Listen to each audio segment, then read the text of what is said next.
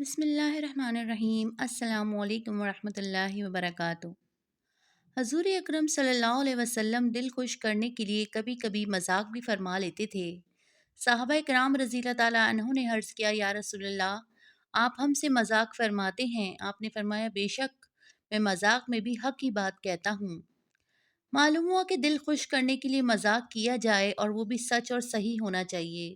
جھوٹ بولنا جائز نہیں ہے مذاق میں بھی۔ ایک شخص نے نبی کریم صلی اللہ علیہ وسلم سے سوال کیا کہ مجھے سواری عنایت فرما دیں۔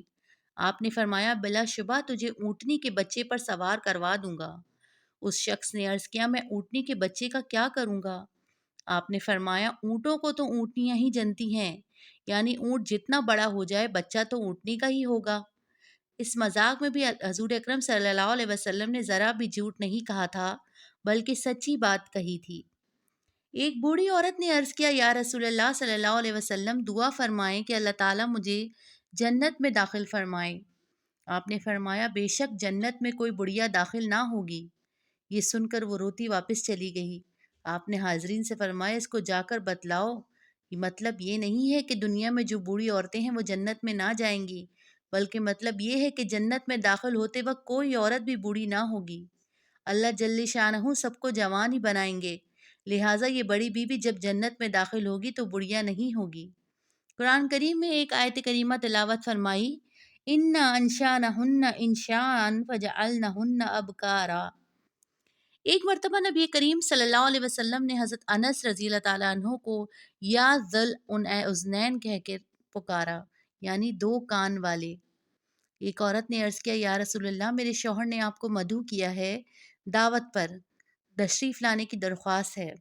آپ نے فرمایا، تیرا شوہر وہی ہے جس کی آنکھ میں سفیدی ہے؟ وہ کہنے لگی، اللہ کی قسم اس کی آنکھ سفید نہیں ہے۔ آپ نے فرمایا، کوئی شخص ایسا نہیں جس کی آنکھ میں سفیدی نہ ہو، یعنی وہ جو سیاہ ڈیلے کے چاروں طرف ہے۔ سبحان اللہ، کیسا مذاق تھا! اور ایسا مذاق درست بھی ہے جس میں جھوٹ نہ بولا جائے، بات سچی ہے اور جس سے مذاق کیا جائے اس کو گوارا بھی نہ ہو۔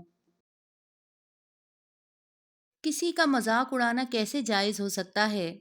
آج کل ہم لوگ مرد اور عورت اس کا بالکل خیال نہیں کرتے، اور جس کو کسی بھی اعتبار سے کمزور پاتے ہیں اس کا مذاق اڑانے لگ جاتے ہیں۔ یہ سب گناہ ہے۔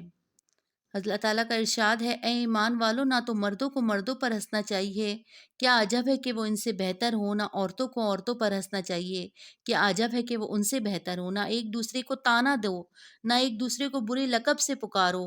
ایمان لانے کے بعد گناہ کا نام لگانا برا ہے، جو باز نہ آئیں گے تو ظلم کرنے والے ہو جائیں گے۔ سورہ حجرات آیت نمبر 11۔ تو اسی طرح ہمیں بھی مذاق کرنے میں بہت احتیاط سے کام لینا چاہیے، اور اس میں مذاق ایسا کیا جائے کہ جھوٹ نہ ہو۔ واللہ عالم بالصواب۔ جزاک اللہ۔